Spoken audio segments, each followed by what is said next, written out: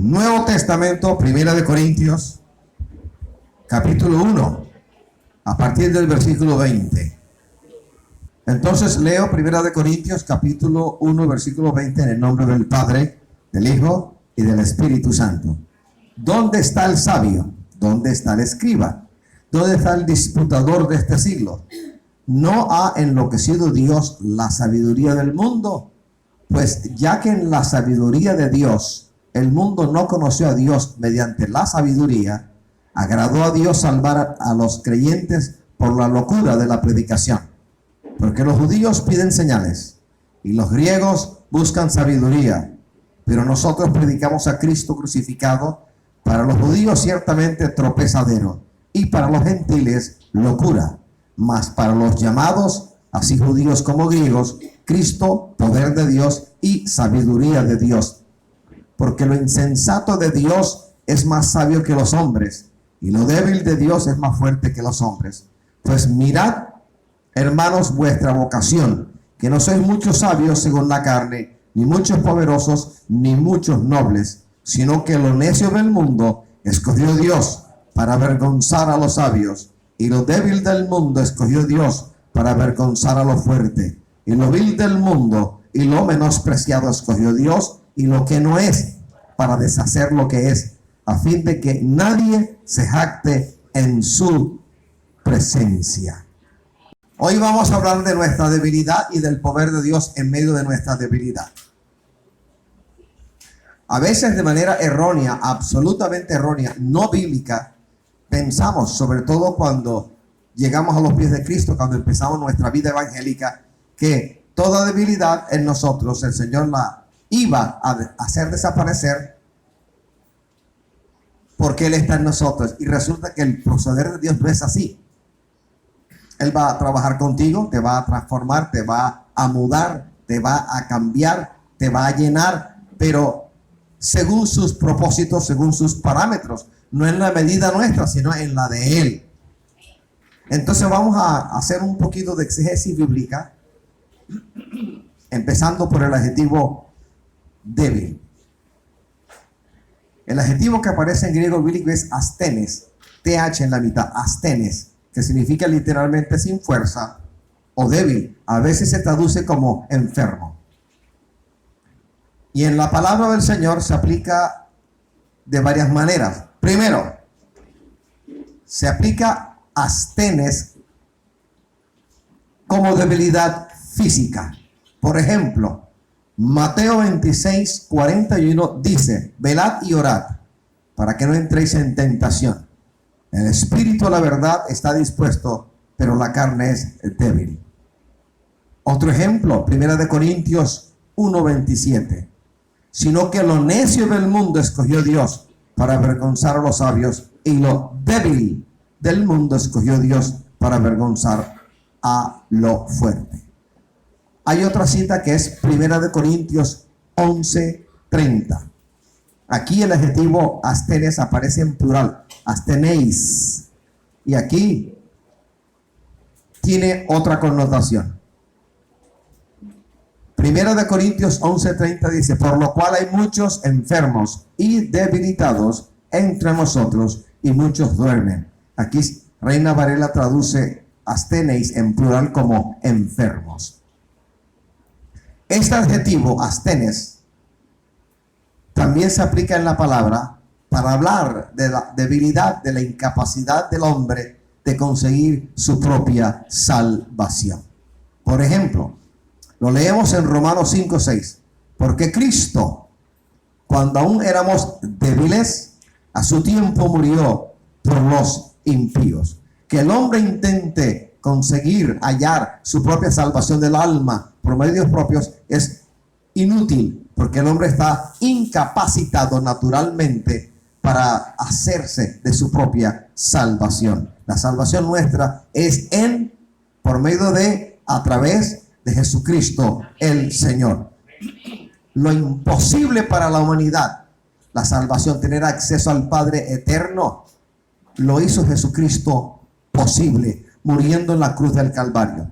Nos preguntamos, ¿por qué tenía que morir Jesucristo si era Dios Dios encarnado. ¿Por qué tenía que morir? Porque la palabra dada, la palabra escrita, revelada, traída al hombre, inicialmente a los israelitas y luego a la iglesia, enseña que la muerte era absolutamente necesaria para el pecador. Y la humanidad pecadora merecía la muerte. Pero vino Cristo y reemplazó, sustituyó a la humanidad, y Él se hizo sacrificio por nosotros. En Cristo vemos el cumplimiento de la Sagrada Escritura. Por un lado, la Sagrada Escritura estipulaba que tenía que venir de Dios ese sacrificio, y Cristo vino del Padre eterno. Por otro lado, la ley judía enseñaba que tenía que ser varón, y en Jesucristo se cumple este par de requisitos: enviado de Dios y hombre, y Él muere por nosotros en la cruz del Calvario sin pecar. ¿Por qué tenía que morir? Porque la Biblia enseña que aquel que peca es reo de muerte, y la paga del pecado, dice la palabra, es muerte. Por eso Cristo murió en la cruz del Calvario para pagar, para satisfacer la demanda de santidad del Padre eterno para la humanidad. Él es nuestro sustituto en la cruz del Calvario. Lo que yo tenía que pagar, Él lo pagó. Lo que tenía que sufrir, Él lo sufrió. Por eso el Señor ahora nos exige, nos demanda que así como nosotros hemos recibido dádiva, presente, regalo, no por merecimiento, sino por el amor de sí mismo, por el puro afecto de su voluntad, Él espera que nosotros, ante semejante dádiva, procedamos al arrepentimiento y seamos obedientes en la palabra del Señor. Y eso es insuficiente. Haciendo esto que le acabo de decir, el Señor envió al otro Consolador, al Paracletos, al Espíritu Santo, para asistirnos, ayudarnos en nuestra debilidad adánica, en nuestra humana debilidad. Débiles moralmente hablando o éticamente hablando, también se usa el adjetivo astenes. Por ejemplo, voy a leer 1 Corintios en el capítulo 8, 2 versículos, el 7 y el 9. El 7 dice: pero no en todos hay este conocimiento, porque algunos, habituados hasta aquí a los ídolos, comen como sacrificado a ídolos, y su conciencia, siendo débil, se contamina. En el versículo 9 leemos: pero mirad que esta libertad vuestra no venga a ser tropezadero para los débiles. Alabados al Señor. Astenes es el correspondiente adjetivo. El sustantivo es astenia. ¿Y cómo traducir astenia en castellano? Carencia de fuerza. Astenia se compone de a, que es un prefijo negativo de origen griego incorporado al español, y stenos, que significa fuerza. Así que literalmente el sustantivo astenia debe traducirse como sin fuerza, o carencia o falta de fuerza, incapacidad para producir resultados, es decir, debilidad, incluso enfermedad. Por ejemplo, en Romanos 6:19, hablo como humano por vuestra humana debilidad, que así como para iniquidad presentasteis vuestros miembros para servir a la inmundicia y a la iniquidad, así ahora para santificación presentad vuestros miembros para servir a la justicia. Y la palabra va más allá. Romanos 8:26 dice: y de igual manera el Espíritu nos ayuda en nuestra debilidad, pues qué hemos de pedir como conviene no lo sabemos, pero el Espíritu mismo intercede por nosotros con gemidos indecibles. 1 Corintios 15, en el versículo 43, leemos lo siguiente: se siembra en deshonra, resucitará en gloria; se siembra en debilidad, resucitará en poder. Y el verbo es asteneo, que significa debilitarse, enfermarse. Entonces, primero que todo, la palabra del Señor nos insta a mirar atentamente este asunto de la debilidad nuestra, que no es motivo para vergüenza, sino para que nos gloriemos en el Señor. Porque primero, naturalmente hablando, somos débiles. Aquí no hay ningún fuerte, ningún fortachón. Cristo es nuestro poder y es nuestra sabiduría. Pero humanamente hablando, en nosotros no hay fortaleza para resistir al pecado. No hay fortaleza para vivir la vida en victoria. No hay fortaleza para rechazar el pecado. No la hay. No la hay. Cuando el hombre nace, porque Dios permite que haya sido concebido en el vientre de su mami, cuando el hombre nace, el ser humano viene a la vida, hablando de herencia, hablando de ADN, hereda un conjunto de cualidades que hemos recibido del primer hombre, de Adán y de Eva. Ellos pecaron en el huerto de la delicia, y de ellos todos nosotros hemos recibido vía herencia el mal, la ley que está en nuestros miembros, como dice Pablo en Romanos 7, o naturaleza pecaminosa, o naturaleza adánica. Pablo a veces llama a esta naturaleza pecaminosa el viejo hombre. En algunos textos del Nuevo Testamento aparece como carne. Sea llamada de una u otra manera, es innegable que en nosotros hay algo que es producto de la herencia. Hemos nacido en el seno de una raza pecadora. Nuestros primeros padres, al pecar, hubo un cambio en su moral. Y ese cambio ha venido a cada uno de nosotros. Hasta ahí es el mal. ¿Cuál es el bien? Que hubo uno, llamado Jesucristo el Señor, que cumplió la ley que Él dio. La cumplió a cabalidad. Y vino y se hizo nuestro Goel, término hebreo que significa pariente redentor. La Biblia enseña en el Antiguo Testamento que el único que podía redimir era un pariente cercano, papá, abuelo, bisabuelo, hermano mayor, tío o primo. Tenía que ser un pariente redentor. Redimir, entonces, en el término bíblico, apunta a volver a recibir una herencia perdida por un préstamo. Incluso hacer justicia por la muerte de un familiar. Entonces, Jesucristo, el Señor, en calidad de Dios, tenía que encarnarse para cumplir la palabra, ya que la palabra enseñaba que tenía que ser un pariente redentor. El Señor se hizo nuestro pariente. ¿Sabes cómo? Siendo concebido en el vientre de María por obra y gracia del Espíritu Santo. Se compartió nuestra naturaleza, porque en calidad no de Dios, sino de Dios hombre de Dios, nos podía redimir. Yo leo otro libro de la palabra del Señor. Primera de Juan, en el capítulo 4. Debería leerlo en su casa. Y entendemos que Jesucristo nos redimió en carne. Hay demonios, hay teorías, hay profecías, todo un andamiaje que quiere decirnos que el Señor no vino en carne, sino que nos redimió en espíritu, y sería imposible. La Biblia demandaba que aquel que nos iba a redimir viniese en carne, y Cristo vino en carne. Lea el capítulo 4 de Primera de Juan en su casa, en sostenido, y lo va a entender más. Pues bien, por otro lado, cuando nacimos de nuevo, ¿qué es nacer de nuevo? Llegar a los pies de Cristo. ¿Qué es llegar a los pies de Cristo? Que el Señor con su Espíritu nos convenza, nos persuada, nos arrincone, nos redarguya de pecado y haga algo maravilloso en nuestra vida que nosotros no buscamos. Aquí nadie buscó al Señor. Nadie busca al Señor a modo propio, sino que el Señor es el que busca al pecador. Y de diversas maneras. A usted de una manera, a mí de otra manera. La forma como llegué a Cristo, yo creo que es distinta a la forma como tú llegaste. Pero el factor común es que el Espíritu Santo dio el paso. Usted no lo buscó y yo menos. Él nos buscó.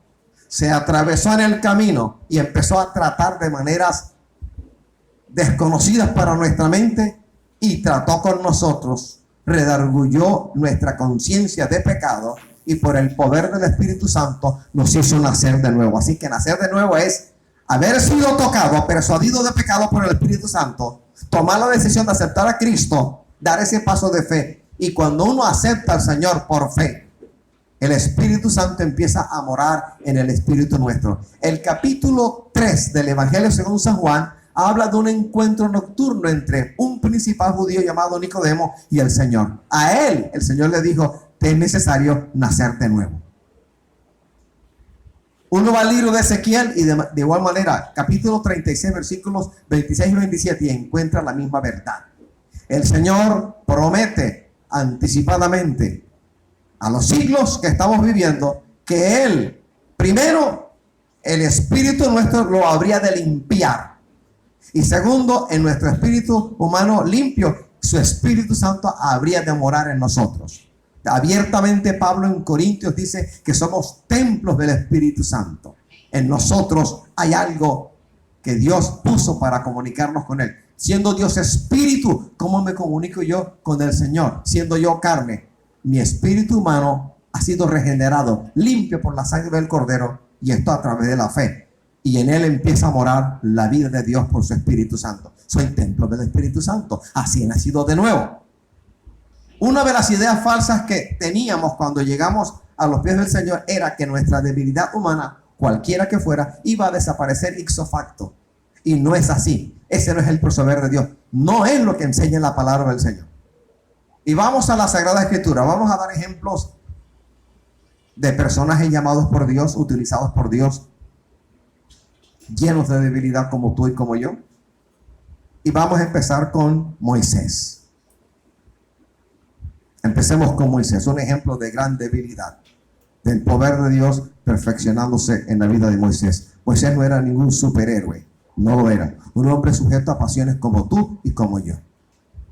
Sencillamente que Dios lo llamó y él aceptó el llamamiento. Sencillamente que empezó a negarse a sí mismo y empezó a hacer la voluntad. Sencillamente que él aceptó la mayordomía puesta sobre sus hombros y procedió al blanco. Éxodo 17. Del versículo 8 al 16. Dice: guerra con Amalek. Entonces vino Amalek y peleó contra Israel en Refidim. Y dijo Moisés a Josué: escógenos varones y sal a pelear contra Amalek. Mañana yo estaré sobre la cumbre del collado y la vara de Dios en mi mano. E hizo Josué como le dijo Moisés, peleando contra Amalek. Y Moisés y Aarón y Hur subieron a la cumbre del collado. Y sucedía que cuando alzaba Moisés su mano, Israel prevalecía. Mas cuando él bajaba su mano, prevalecía Amalek. Y las manos de Moisés se cansaban, por lo que tomaron una piedra y la pusieron debajo de él y se sentó sobre ella. Y Aarón y Hur sostenían sus manos, el uno de un lado y el otro de otro. Así hubo en sus manos firmeza hasta que se puso el sol. Y Josué deshizo a Amalek y a su pueblo a filo de espada. Y Jehová dijo a Moisés: escribe esto para memoria en un libro. Y dije a Josué que raeré del todo la memoria de Amalek de debajo del cielo. Y Moisés edificó un altar y llamó su nombre Jehová Nisi, que significa en castellano: Jehová es mi estandarte. Pues bien, lo que se nos relata es algo que está en la Biblia para enseñanza nuestra. Antes del suceso de Éxodo 17 que acabamos de leer, ¿qué ocurrió? Había habido un par de milagros: maná para satisfacción del apetito de ellos y agua brotando de la peña para satisfacer la sed. Antes del episodio de Amalek y su ataque artero por la retaguardia, había habido un par de milagros soberanos. Entonces, con la mano sostenida, la mano sosteniendo la vara obradora de maravillas, Moisés actuaba como portaestandarte de ese pueblo de Israel, y como intercesor por la victoria, pero en él se manifiesta la debilidad. En él hay una manifestación de la debilidad humana. Claro que la hay. Se cansaba, físicamente estaba cansado. La vara que se le entregó, la vara que él tenía desde que estaba en Madián, representa la autoridad. Recuerde que con esa vara, cuando cruzaron, iban al Mar Rojo, el Señor le dijo: tienes la vara en la mano, extiéndela. Y la extendió, y no fue la vara, sino el poder del Señor a través de Moisés, que sostenía la vara, y se abrió y pasaron en seco el Mar Rojo. Otra vez extendió la vara, y cuando habían llegado a tierra seca, Faraón, que los perseguía con su ejército, el agua se cerró y los ahogó. Así que esa vara sí representa autoridad. En hebreo bíblico, la palabra para débil es TAP.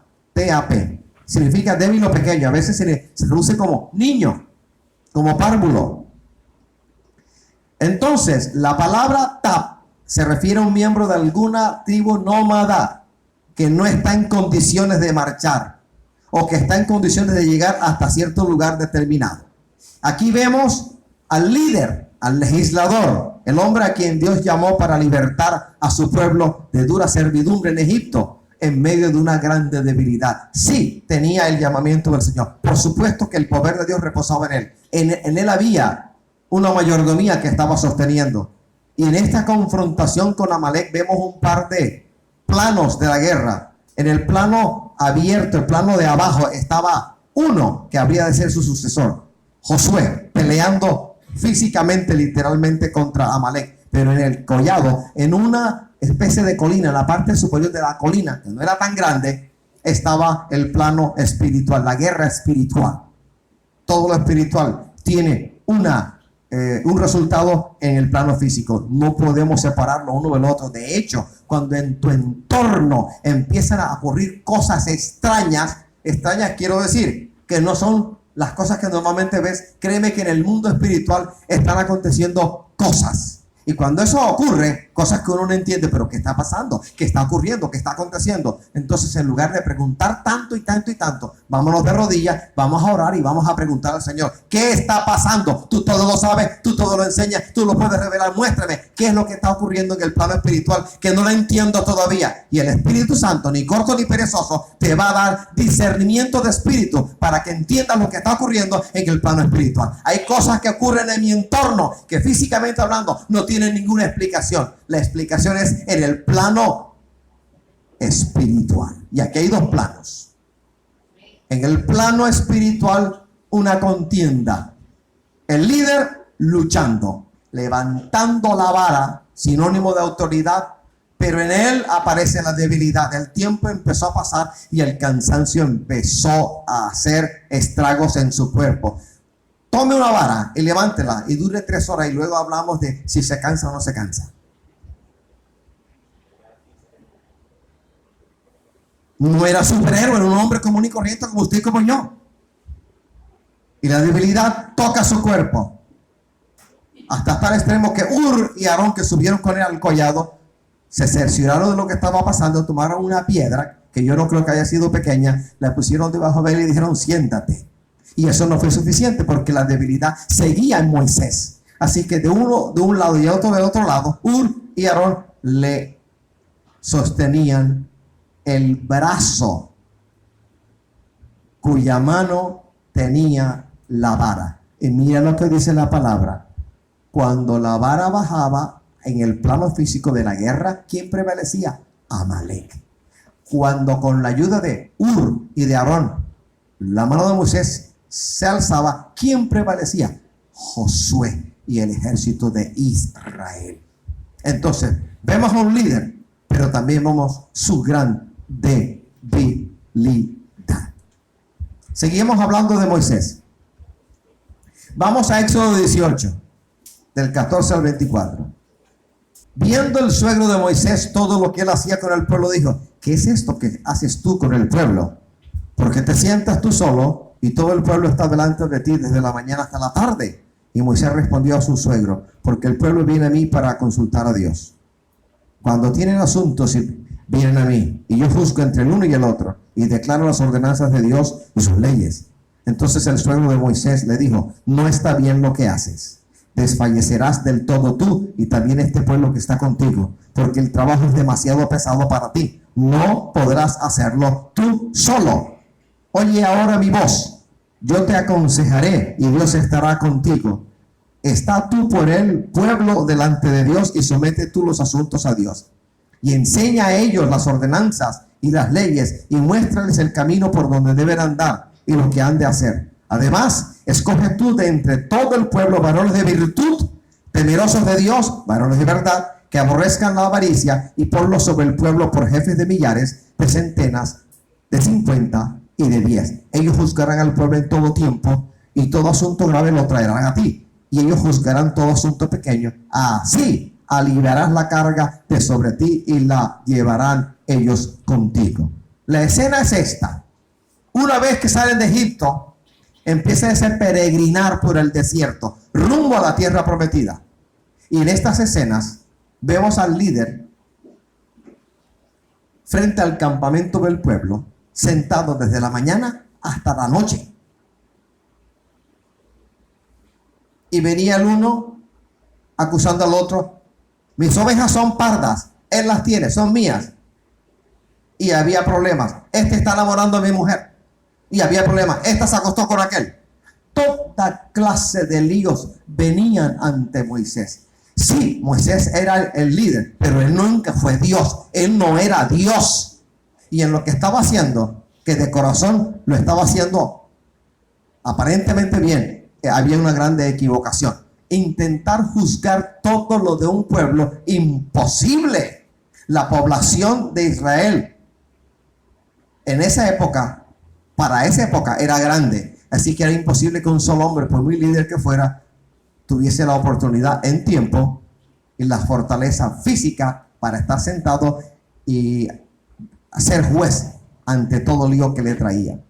En esta debilidad, porque era imposible, literalmente imposible, que Moisés abarcase todos los líos, disputas, problemas que se producían dentro del pueblo.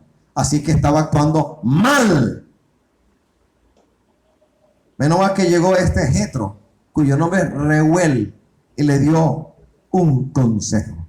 Ahora, la historia de los pueblos antiguos me enseña que los gobernantes de Oriente se sentaban a la puerta más pública de su palacio o de la ciudad, y se sentaban, y allí entre la multitud le llegaban a ellos las peticiones, las causas, las solicitudes, las quejas y cuanta cosa, y ellos juzgaban de esa manera, ajustando los reclamos de las partes en contienda. Esto también lo estaba haciendo Moisés, porque somos hombres débiles. Aunque somos templos del Espíritu Santo, hay una gran debilidad en nosotros, y aquí vemos una gran debilidad del líder Moisés. A Dios gracias por los Reuel y por los Jetros con palabras de consejo. Ahora, la palabra de Reuel, la palabra de Jetro, su suegro, no fue una imposición, fue una sugerencia. Y con seguridad, Moisés, al escuchar la sugerencia de su suegro con respecto a este asunto, seguramente consultó la voluntad del Señor. Seguramente clamó al Señor.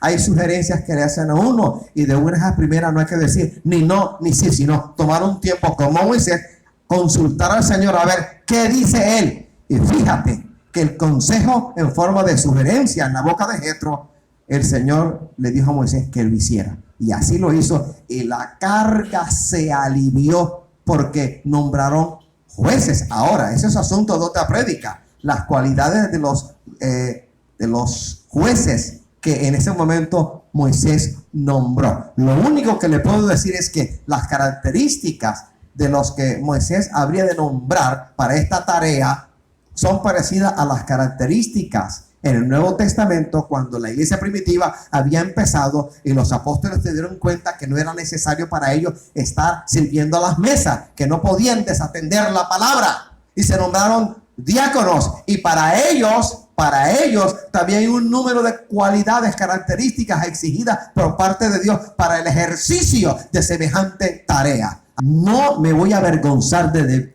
mi debilidad humana, de mi incapacidad humana. No, me voy a gozar, me gozo en ello.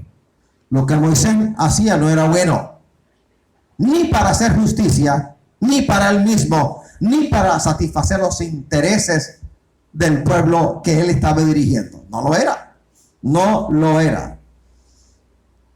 Vamos a Números 25:1, otro tema con el líder Moisés. Números 25. Israel acude a Baal Peor. Moraba Israel en Sittim, y el pueblo empezó a fornicar con las hijas de Moab, las cuales invitaban al pueblo a los sacrificios de sus dioses, y el pueblo comió y se inclinó a sus dioses. Así acudió el pueblo a Baal Peor, y el furor de Jehová se encendió contra Israel. Y Jehová dijo a Moisés: toma a todos los príncipes del pueblo y ahórcalos ante Jehová delante del sol, y el ardor de la ira de Jehová se apartará de Israel. Entonces Moisés dijo a los jueces de Israel: matad cada uno a aquellos de los vuestros que se han juntado con Baal-peor. Y he aquí un varón de los hijos de Israel vino y trajo una madianita a sus hermanos a ojos de Moisés y de toda la congregación de los hijos de Israel, mientras lloraban ellos a la puerta del tabernáculo de reunión. Y lo vio Fines, hijo de Eleazar, hijo del sacerdote Aarón, y se levantó de en medio de la congregación y tomó una lanza en su mano y fue tras el varón de Israel a la tienda y los alanceó a ambos, al varón de Israel y a la mujer por su vientre, y cesó la mortandad de los hijos de Israel. Y murieron en aquella mortandad 24,000.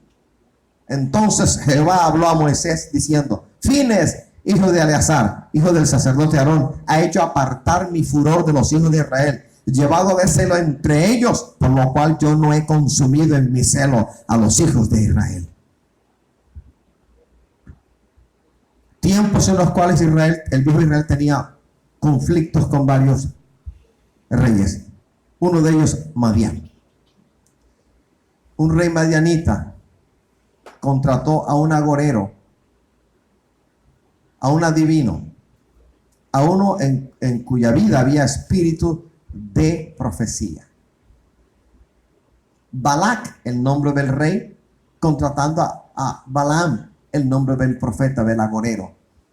Y hay muchos agoreros en Barranquilla que dan profecía a cambio de dinero y de dádivas. Maldice al pueblo, maldícelos. Y él quería maldecirlo, pero cuando quería abrir la boca para maldecirlo, la boca se llenaba de bendiciones de Jehová. Jehová lo pillaba en su astucia, se adelantaba, y en lugar de salir maldición de la boca de Balaam, lo que salían eran bendiciones y bendiciones y bendiciones para el pueblo. Balac se llenó de ira. Ay, ¿por qué no lo maldices? Es que Jehová está en medio del asunto, y cuando propongo maldecirle, la boca mía se llena de bendiciones de Jehová para el pueblo. No puedo. Y como no podía, Balaam, el agorero, Balaam, el vendido, le sugirió a los madianitas una forma para que Israel tropezase. Le sugirió: bueno, las mujeres de ustedes son muy hermosas, hagamos un altar y hagamos un banquete y vamos a sacrificarlo a vuestros dioses, y llamamos a los de Israel para que se acerquen. Primero coman de los sacrificados los ídolos y luego que se lleguen a las mujeres de Madián, que son hermosas. Como no pudo maldecirles, puso tropiezo delante de ellos. El tropiezo fue comer comida, sacrificar a ídolos. El otro tropiezo fue enseñarles la fornicación. Así que la doctrina de Balaam era: no hay problema, come de esto y fornica, porque el Señor está contigo en todo caso.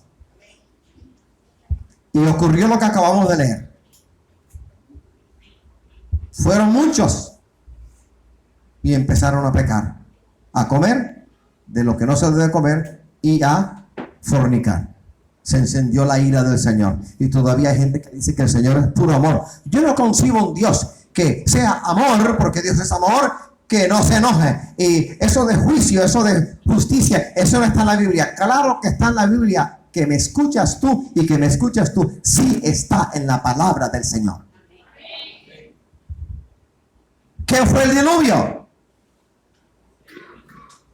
¿Qué fue Sodoma y Gomorra? Para que usted me diga que el Señor no es fuego consumidor. Él es amor. Pero el Señor no tiene ningún compromiso con ninguno que no tenga compromiso con Él. No lo tiene. Entonces, en esta oportunidad vieron palabra del Señor a Moisés: ahórcalos. Y Moisés habló, le dio a cada uno de ustedes por tribu: agárrenlos, ahórquenlos delante del sol, a la vista de Jehová, ahórquenlos. Y los ahorcaron. Pero eso no quedó allí, porque a la entrada del campamento de ellos, que era itinerante, estaba Moisés, estaba Aarón y estaban los dos sacerdotes, y vieron a un príncipe de Israel tomar a una madianita que era una princesa, porque era hija de alguien muy notoriamente conocido en medio de Madián. No era cualquier mujer. No contento con pecar allá afuera, tomó a una y entró ante la vista de todos. Pasó delante de Moisés, de Aarón, y entró y fue a su propia tienda dentro del campamento y empezó a fornicar, profanando la tierra que el Señor había santificado. ¿Qué estaba haciendo Moisés en su gran debilidad? Llorando. Aarón, ¿qué hacía en medio de su gran debilidad? Llorando. Y el Señor, el Espíritu de Jehová despertó a Fines. Lo despertó, se levantó, cogió una lanza y fue a donde estaban fornicando. El Señor tomó a la mano de Fines y los atravesó, quedaron pegados.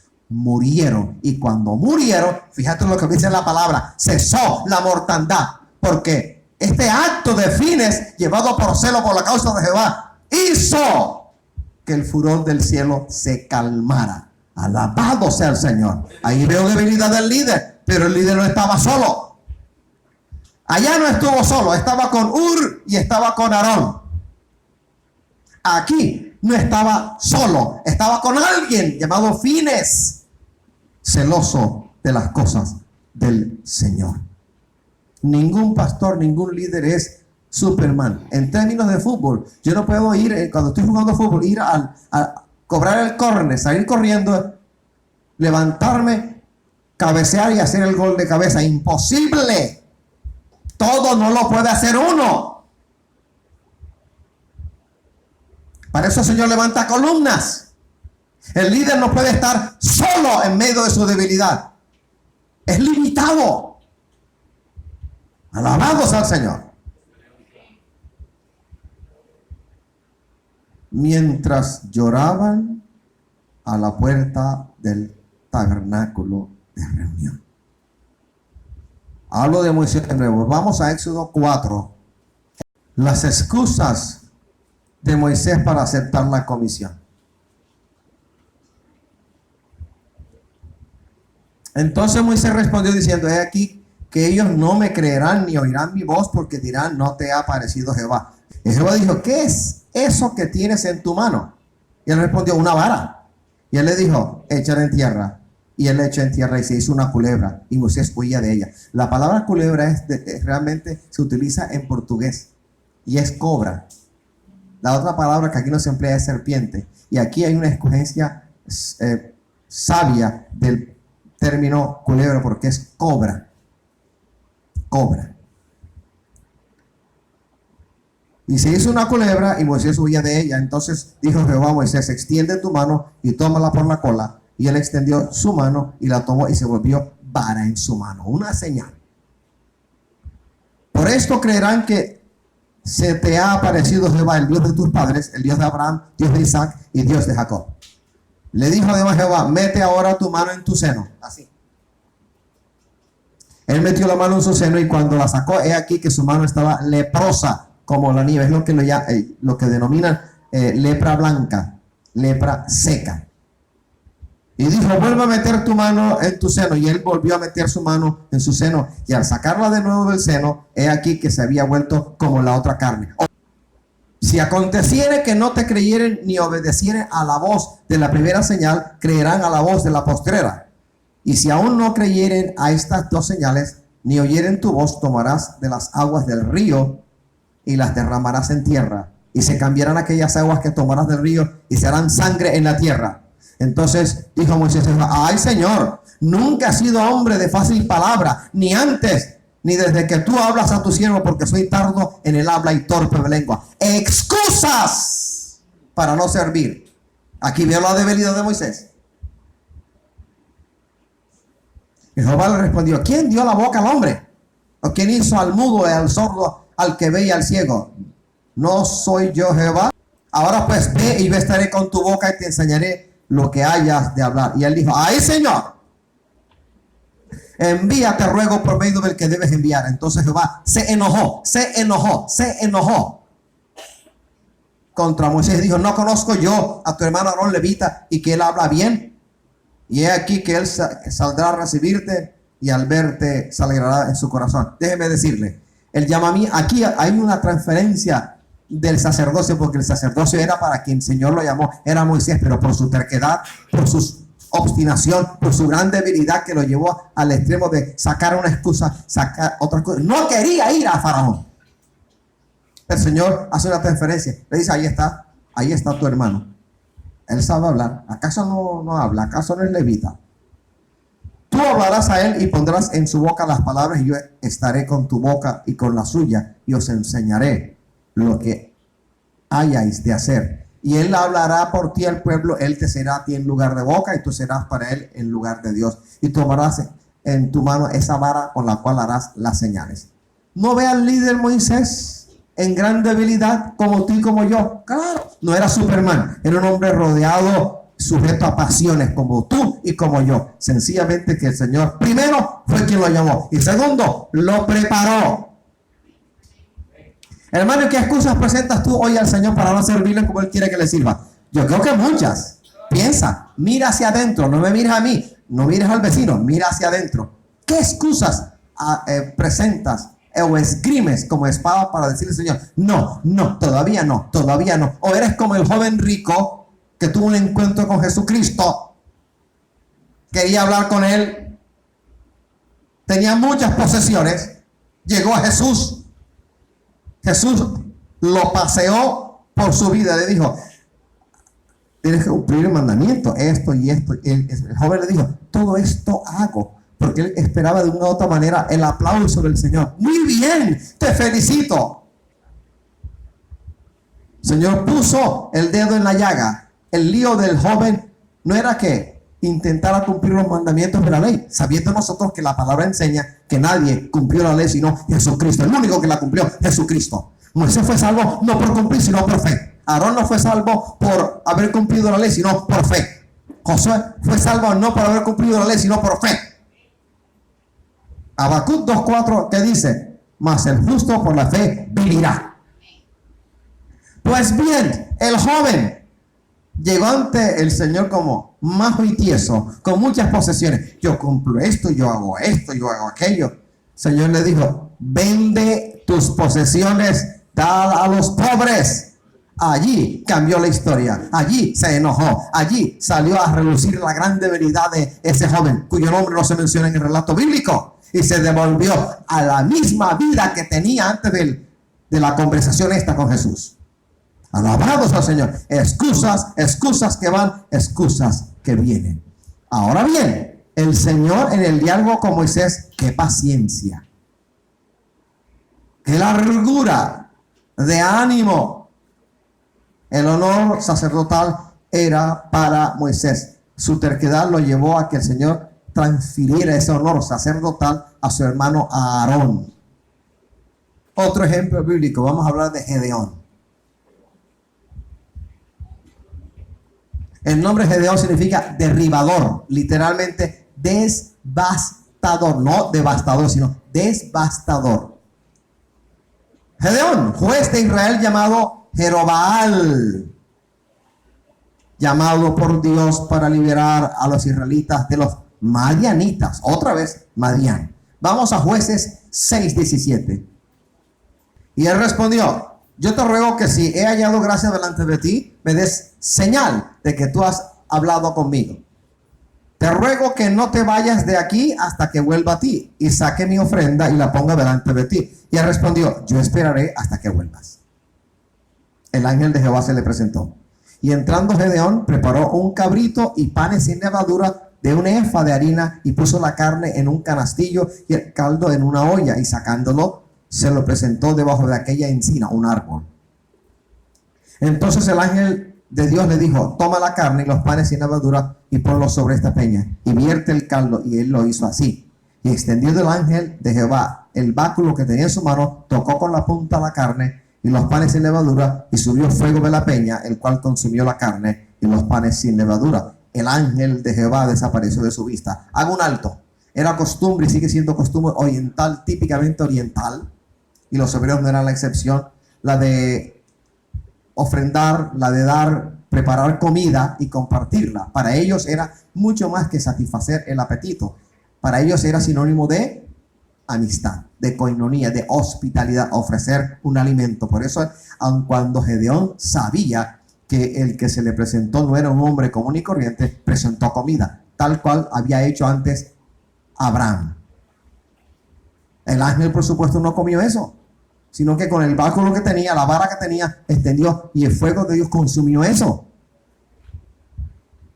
Viendo entonces Gedeón que era el ángel de Jehová, dijo: ah, Señor Jehová, que he visto el ángel de Jehová cara a cara. ¿Por qué dijo eso? Porque entre ellos sabía, aquel que vea al Señor muere. Capítulo 6 del libro de Isaías. ¿Qué dijo Isaías? Lo mismo. Pero Jehová le dijo: pasa a ti, no tengas temor, no morirás. Y edificó allí Gedeón altar a Jehová y lo llamó Jehová Salón, o Jehová Shalom, Jehová paz, el cual permanece hasta hoy en Ofra, en los Abiezeritas.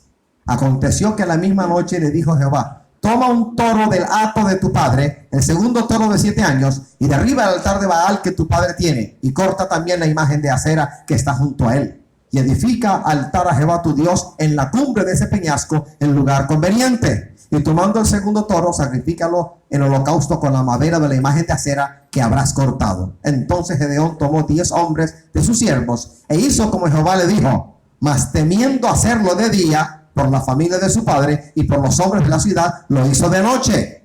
Por la mañana, cuando los de la ciudad se levantaron, he aquí que el altar de Baal estaba derribado y cortaba la imagen de acera que estaba junto a él. Y el segundo toro había sido ofrecido en holocausto sobre el altar edificado. Y se dijeron unos a otros: ¿quién ha hecho esto? Y buscando e inquiriendo les dijeron: Gedeón, hijo de Joás, lo ha hecho. Entonces los hombres de la ciudad dijeron a Joás: saca a tu hijo para que muera, porque ha derribado el altar de Baal y ha cortado la imagen de acera que estaba junto a él. Y Joás respondió a todos los que estaban junto a él: ¿contenderéis vosotros por Baal? ¿Defenderéis su causa? Cualquiera que contienda por él, que muera esta mañana. Si es un Dios, contienda por sí mismo con el que derribó su altar. Aquel día Gedeón fue llamado Jeroboal, esto es, contienda Baal contra él, por cuanto derribó su altar. Pero todos los madianitas y amalecitas y los del oriente se juntaron a una, y pasando acamparon en el valle de Jezreel. Entonces el espíritu de Jehová vino sobre Gedeón, y cuando éste tocó el cuerno, los abiezeritas se reunieron con él, y envió mensajeros por todo Manasés, y ellos también se juntaron con él. Asimismo envió mensajeros a Aser, a Zabulón y a Neftalí, los cuales salieron a encontrarles. Y Gedeón dijo a Dios: si has de salvar a Israel por mi mano, como has dicho, he aquí yo pondré un vellón de lana en la era, y si el rocío estuviere en el vellón solamente, quedando seca toda la tierra, entonces entenderé que salvarás a Israel por mi mano, como lo has dicho. Y aconteció así, pues cuando se levantó de mañana, exprimió el vellón y sacó de él el rocío, un tazón lleno de agua. Mas Gedeón dijo a Dios: más señales, no se encienda tu ira contra mí, ni aún hablar esta vez. Si aún hablar esta vez, solamente probaré ahora otra vez con el vellón. Te ruego que solamente el vellón quede seco y el rocío sobre la tierra. Y aquella noche lo hizo Dios así. Solo el vellón quedó seco y en toda la tierra. Ahora bien, hermanos, iglesia, cuando el Señor llama a Gedeón, estaba haciendo una labor común y corriente correspondiente a su familia, a su labor familiar.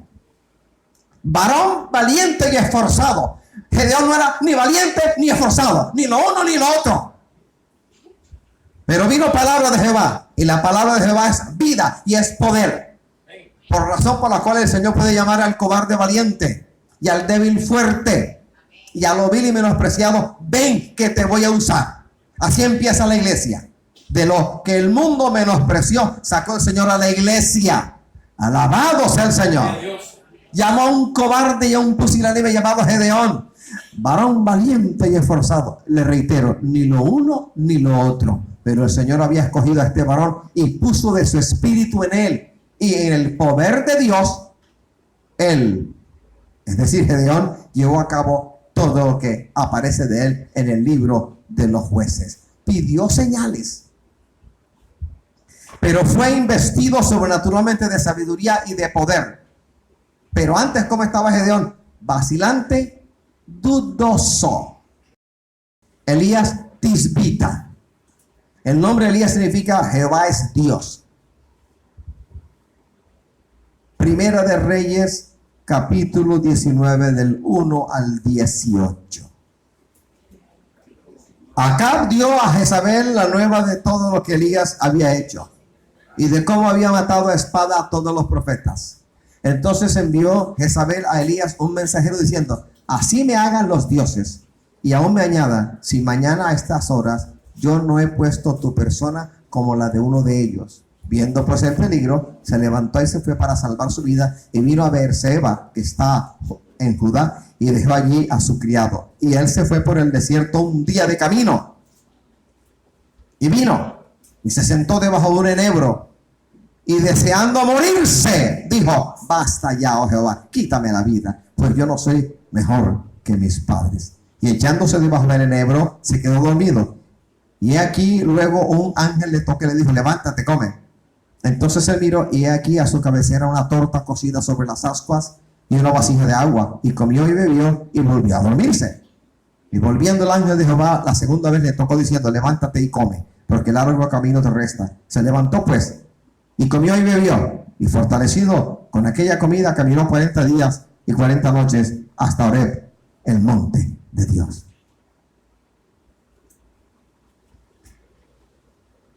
Los versículos 4 y 5 son muy dicientes, son muy elocuentes, nos da mucha información. ¿De quién estamos hablando? De Elías, el profeta del fuego. Elías, que fue llevado al cielo, no vio muerte, fue traspuesto. Eliseo, su sucesor, lo vio en un carro de fuego, se lo llevó el Señor, no vio muerte. Una figura emblemática. Los reyes lo consultaban, otros les tenían temor. En él habitaba el poder de Dios. De Elías habla Santiago, que dice que Elías era un hombre sujeto a pasiones como tú y como yo. No era Superman. Una gesta que leemos en el capítulo 18 de Primera de Reyes. El Señor le dice, le habla a su siervo Elías y le sugiere hacer algo, porque no fue idea de Elías desafiar a los sacerdotes de Acera y de Baal. No, la idea vino de Dios: desafíalos y di que aquel Dios que responda por fuego sea Dios sobre Israel, porque el pueblo estaba debatiéndose en medio de dos pensamientos: Jehová, el que los sacó de Egipto, o Baal. El desafío no vino de parte del siervo, fue el Señor del siervo que le dijo que hiciera ese desafío. Imagínese eso, 450, y quedaba él solo.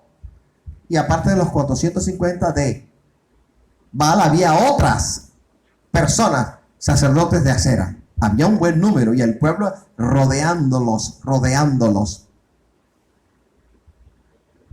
Hagamos un altar, 2 altares, yo hago uno y ustedes hacen el otro. Vamos a echar agua, vamos a sacrificar un animal y vamos a echar agua alrededor. El Dios que conteste por fuego sea Dios. Y el pueblo dijo: que así sea, bien has hablado. Bueno, como ustedes son los más, empiecen ustedes. Y empezaron. Me imagino que llegaron como hasta las 2 de la tarde, saltando, brincando, sajándose, cortándose la piel, gritando, hablando lenguas inmundas, y ni un mito cayó del cielo. Cuando se cansaron, Elías, lleno de valor, empezó a burlarse de ellos. Oiga, hablen duro, de pronto están dormidos sus dioses. Hablen con ellos, grítenlos. Se burlaba. Y llegó el turno de Elías. Y valiente, dijo: Dios de Abraham, de Isaac y de Jacob. Cuando usted lea la expresión Dios de Abraham, Isaac y de Jacob, quiere decir Dios no de muertos, sino de vivos.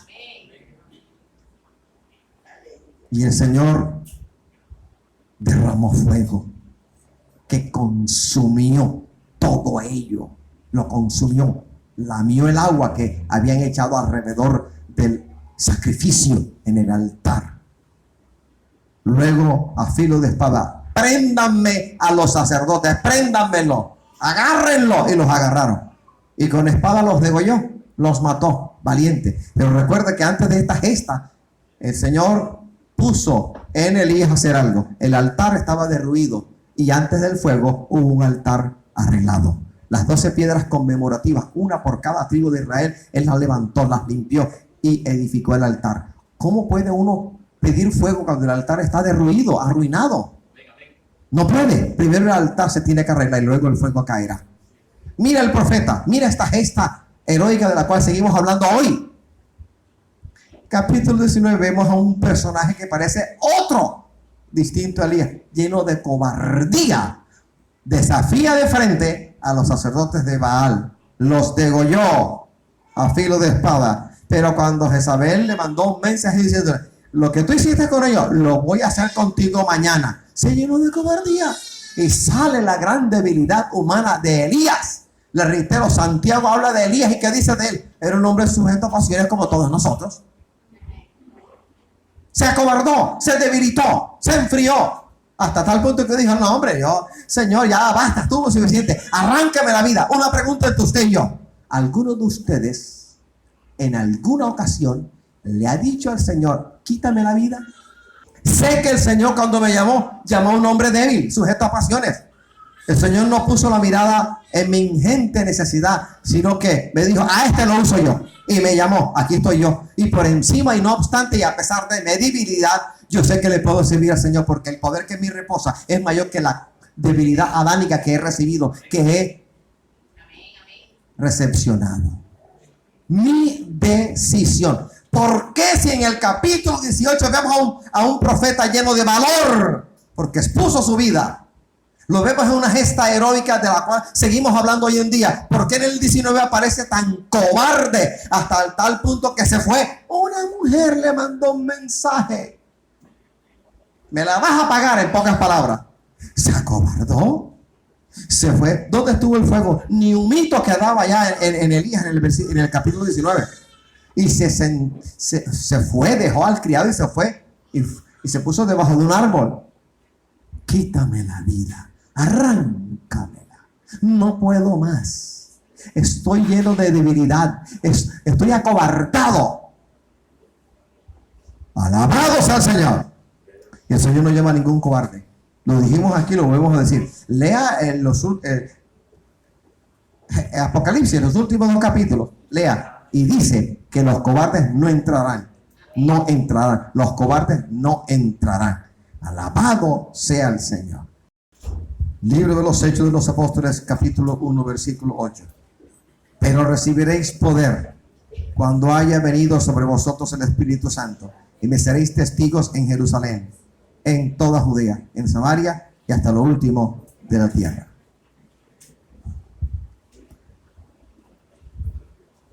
Testigos en Jerusalén, en Judea y en Samaria, capítulos del 1 al 9.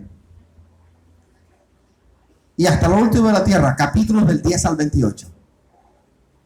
Ese versículo, el versículo 8, la divide así. Léalo atentamente. Del capítulo 1 al 9, testigos en Jerusalén, en Judea y en Samaria, hasta lo último de la tierra, del capítulo 10 hasta el 28. Ahora, ¿quiénes son estos testigos? Sobre todo, no únicamente judíos convertidos al Señor. ¿Quiénes eran ellos? Cobardes. Cuando el Señor fue sacrificado, Pedro y los demás que hicieron volvieron a la labor antigua de pesca. Y pasaron la noche, amaneció el día y no sacaron ni un solo pez. Cuando venían de vuelta, vieron a alguien allá, en la orilla del lago de Galilea. Juan lo reconoció. Ese es el maestro. Hubo uno que medio desnudo se tiró, no aguantó que la barca llegara a la orilla, sino que se arrojó, díscolo, Pedro. Y llegaron allá y hablaron con él, lo encontraron. Mira que el Señor se los había anunciado que era necesario que él tomara una copa de la cual ellos no podían tomar. Y está hablando de su muerte, y muerte por cruz. Se les olvidó. La cobardía los llevó a ese extremo. Y volvieron cobardemente a la labor anterior, la pesca. ¿Quiénes son esos testigos? Todos fueron transformados. Hermanos, para ser testigos del poder de Dios hay que ser transformados. Si el Señor nos mete la mano en nuestra vida y nos cambia, es imposible que prediquemos la palabra. Es imposible. que llevemos a cabo la labor de mayordomía. Es imposible compartir el mensaje de salvación con el mundo, a menos que el Señor esté lleno con nosotros. Por eso dice la palabra en Hechos 1:8. Pero recibiréis poder cuando haya venido sobre vosotros el Espíritu Santo. Y el Espíritu Santo ya llegó sobre tu vida. ¿Qué estás esperando para hacer la obra del Señor? Alabado sea el Señor. Y el Señor nos llenó. Señor, el Espíritu Santo vino sobre nuestra vida. ¿Qué estamos esperando? ¿O vamos a hacer como los judíos en los tiempos del capítulo 2 de Hechos de los Apóstoles, pensando todavía que el don de Dios era únicamente de corte judío, para ellos nada más, ignorando, pasando por alto las palabras que anteriormente el Señor había hablado con respecto a la redención de toda la humanidad? ¿Cómo eras tú antes, hermano? Eras valiente para convidar a pelear. Eras valiente para tomar trago. Eras valiente, entre comillas. No fue sino que Cristo llegara a tu vida y hoy tienes tanta cobardía de decirle al compadre con el cual tomabas trago: compadre, mi vida cambió, yo no soy el de antes. Acepta a Cristo o te vas al infierno. Ahora eres cobarde, débil. Valentía para hacer el mal y cobardía para hacer lo bueno no puede ser. No puede ser. Para que Jesucristo confiese mi nombre ante el Padre, yo debo confesar el nombre de Jesucristo ante los hombres. No puede ser, no puede haber cobardía, no puede haber debilidad. Esa clase de debilidad adánica en mí que me haga abstenerme de predicar la palabra, no puede ser. Antes de Cristo, ¿qué no se hacía? Algunos iban a extremos, iban de aquí para allá, eran animales de fiesta, como dicen los gringos.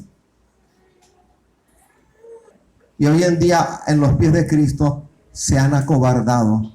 ¿Dónde está la valentía para pelear? Yo he peleado con el que sea, me cuadro con el que sea. No, ahora no nos cuadramos con ninguno, ahora nos vamos de rodillas. Vamos a 2 de Corintios 12, versículo 3. Y conozco al tal hombre, si en el cuerpo o fuera del cuerpo, no lo sé, Dios lo sabe, que fue arrebatado al paraíso, donde oyó palabras inefables que no le es dado al hombre expresar. De tal hombre me gloriaré, pero de mí mismo en nada me gloriaré, sino en mis debilidades. Sin embargo, si quisiera gloriarme, no sería insensato, porque diría la verdad. Pero lo dejo para que nadie piense de mí más de lo que en mí ve u oye de mí.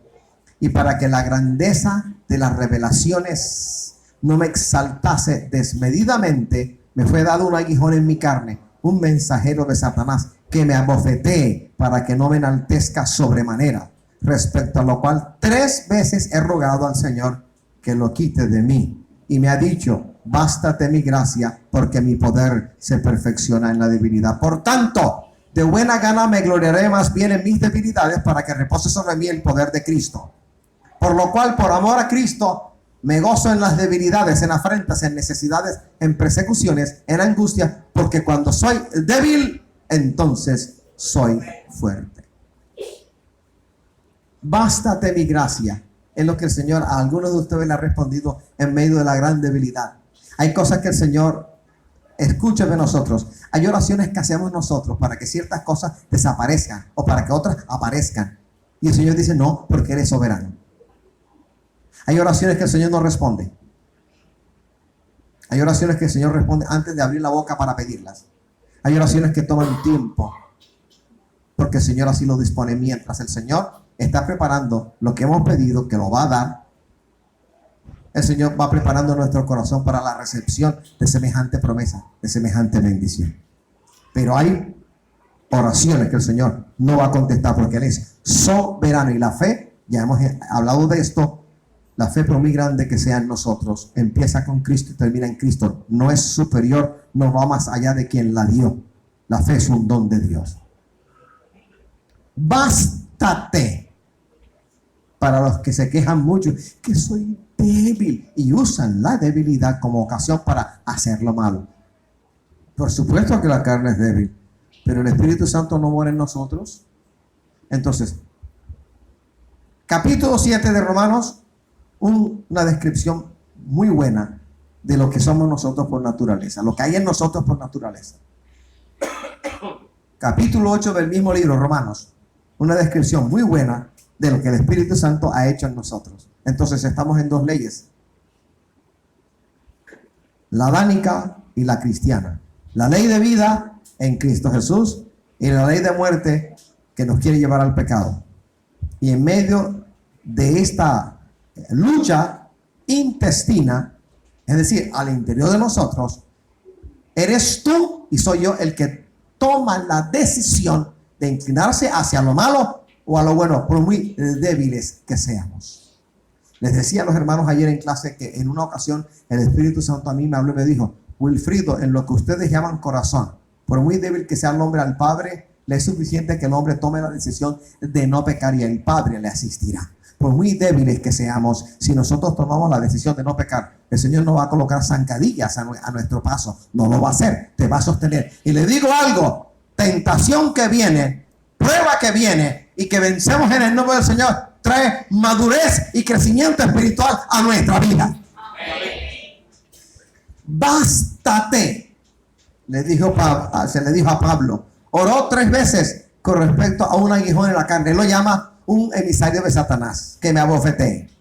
El aguijón en la carne. Algunos exegetas, estudiosos bíblicos, creen que pudo haber sido una enfermedad de los ojos, porque en cierta parte él dice que os escribo con estas grandes letras de mi puño. Es decir, tenía problemas oftalmológicos. Haya sido el aguijón en la carne, el problema de los ojos, u otro problema, había un lío, había un pequeño problema en el cuerpo de Pablo que el Señor jamás quitó. No lo quitó. Bástate. La aflicción tiene que seguir en nuestra vida para que también siga en nuestra vida la gracia y nunca falte la gracia. Naturaleza humana. ¿Cuándo apreciamos la abundancia? Cuando no tenemos. Porque cuando hay, uno no piensa en eso. ¿Cuándo apreciamos el alimento? Cuando el hambre toca la puerta. ¿Cuándo apreciamos el jugo, el agua? Cuando hay sed, porque si no hubiese sed, el agua no tendría razón de ser. ¿Cuándo apreciamos el descanso? Cuando el cansancio se ha adueñado de nuestro ser. La potencia del Señor se perfecciona en nuestra falta de potencia. Así que, humanamente hablando, adánicamente hablando, soy débil, pero no me avergüenzo de mi debilidad, sino que me glorío en ella, porque hay uno que me sostiene, me ha sostenido y me sostendrá. Puedo decir entonces, Ebenezer, hasta aquí me ayudó Jehová y me seguirá ayudando. Sea el nombre de Jehová bendito ahora y por los siglos de los siglos. ¿Qué necesita Cristo de ti, hermano? Tu debilidad lo necesita, no tu fortaleza. No hay fortaleza en tu vida, no la hay, no la hay. Y si la hubiese, competirías con la gloria del Señor y diría: es por mí, no por ti, Señor. De ti, ¿qué es lo que necesita? Obediencia, que le digas que sí, porque de antemano llamó a un recurso humano que es débil. Tú y yo somos débiles. Nos llamó así a propósito, aposta, intencionalmente, para que ninguno compita por la bendita gloria de Jehová. La gloria del Señor y nosotros el gozo de servirle. Amén o amén. Amén. Te voy a dar otro testimonio del cual me acaban de hablar, me lo acaban de recordar. Solía ir a la casa de Modelo en los años 1987, 88, 89 y 90. Sábado en la mañana íbamos a la Modelo, con permiso de la directora de ese entonces, a predicar la palabra. Y un día, viviendo nosotros no sé dónde, estaba yo enfermo. Una virosis terrible, fiebre, dolor de cabeza, enfermo. Y la garganta que me decía: no hables porque la voz se te va a ir. Pensé entonces, bueno, cuando llegue a la cárcel le voy a decir a esta hermana que coordine, a este hermano que predique y a esta hermana que cante. Y cuando llegó la Modelo, ese sábado ninguno fue. Ninguno fue. Así que me tocaba hacer de todo. Y cuando llego, como frutillo del postre, ese día, los presos de ese patio terrible sabían que yo tenía el permiso de la directora y de los guardias para predicar dentro del comedor, cuyas sillas son de concreto. Y cuando voy acercándome, allá gritó uno. Me dijo: ¡qué aleluya! Hoy no entra ningún aleluya, esto es de nosotros. Estaban viendo caricaturas clásicas. Yo dije: bueno, puedo hablar con Atenaida, decirle lo que está pasando, y ella envía un piquete de de sus guardias y lo sacan, pero esa no es la idea.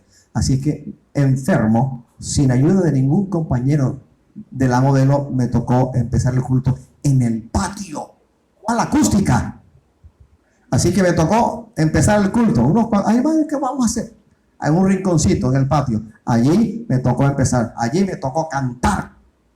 Allí prediqué. Allí oré. Pero cuando empecé sin micrófono el culto, me di cuenta de algo. El dolor de cabeza se fue, la fiebre cesó, ningún malestar sentía mi cuerpo. Ninguno estaba en el poder de la fuerza del Señor. El problema del rico es, el del joven rico del cual hablamos. El problema del rico es que en la soberbia, en la altivez, en la arrogancia de la abundancia de bienes, cualquiera puede decir: ¿yo para qué voy a la iglesia? ¿Para qué oren por mí si yo todo lo tengo? ¿Acaso le voy a decir al pastor que ore por mí cuando yo tengo mucho dinero, aún fuera del país? En la soberbia, en la arrogancia de la riqueza, el hombre rico, la mujer rica, difícilmente vienen a los pies del Señor. Por eso el Señor dijo que es más fácil es pasar un camello por el ojo de la aguja que un rico entrar en el reino de los cielos. Le aclaro algo: ojo de aguja no es la aguja para surcir o para coser, remendar, no. Es un término arquitectónico antiguo. Las construcciones antiguas, como las del templo de Jerusalén y la muralla alrededor, tenían entradas parecidas a las entradas de la torre del reloj público en Cartagena, así en arco. Eso es ojo de aguja. Y un camello adulto difícilmente podía entrar por ahí. Difícilmente, porque las puertas, la altura era hecha para un israelita de estatura promedio. Si el Señor dice semejante cosa, eso asustó a los discípulos y eso lo asusta a uno todavía, porque en la riqueza hay soberbia.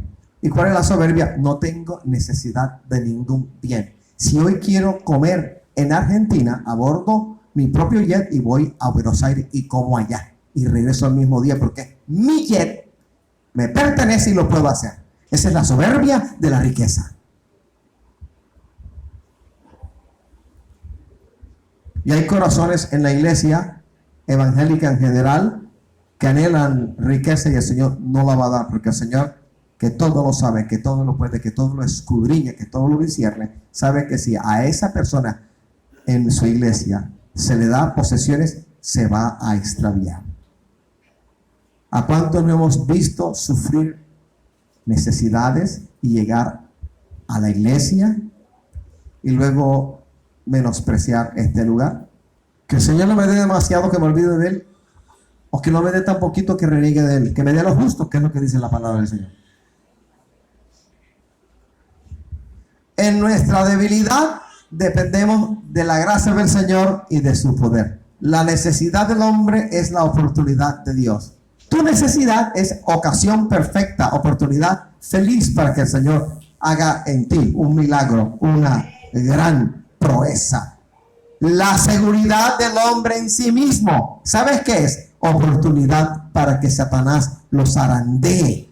Yo no confío en mí mismo porque soy débil. ¿Sabes en quién confío? En aquel que me ha enseñado este camino que a la vida eterna conduce. Póngase de pie.